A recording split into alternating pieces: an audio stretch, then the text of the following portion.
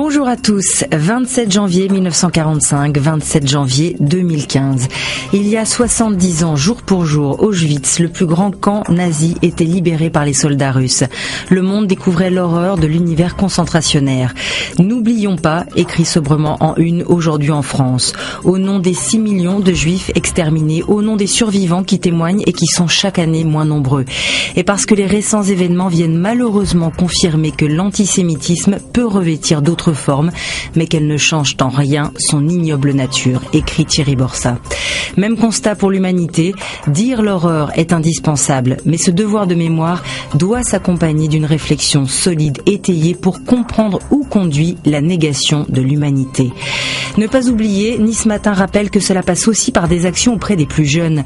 Le journal a rencontré des collégiens de Nice, uniquement des volontaires, qui vont partir à Auschwitz, des élèves préparés à l'inévitable choc qui les attend. Mais là-bas, souligne une responsable, ces ados vont mûrir, devenir adultes, et de souligner que l'actualité la persuade que ces voyages sont très importants et qu'il faut les poursuivre à tout prix. On n'efface pas l'horreur, on n'efface pas non plus les dettes. Libération rappelle que pour desserrer le carcan budgétaire, Alexis Tsipras doit obtenir l'aval de l'Europe.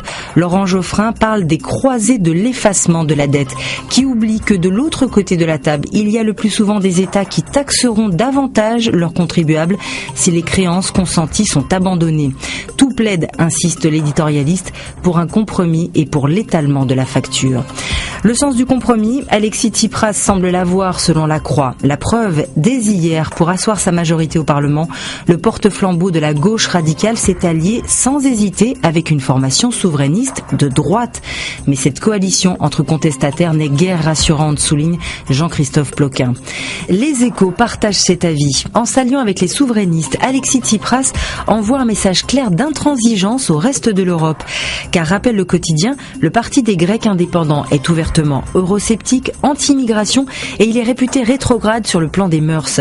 Bref, pour les Échos, l'ex-communiste Tsipras a fait un choix contre nature qui augure de négociations difficiles avec l'Union européenne. Si les Grecs ont fêté la victoire de Syriza, ils ont pleuré la mort de celui qu'aujourd'hui en France appelle le colosse d'Athènes. Démis Roussos est mort dimanche à l'âge de 68 ans des suites d'un cancer. Pour sa fille, ce monument de la chanson grecque est mort comme il a vécu, de manière foudroyante. Même malade, dit-elle, il a été dans la vie jusqu'au bout, projetant de sortir un nouvel album et de chanter cet été à l'Acropole. Malgré tout, les Grecs se sentent pousser des ailes depuis dimanche, des ailes que Willem fait sortir de leur poche vide pour faire un pied de nez aux rapaces de la finance. Bonne journée et à demain.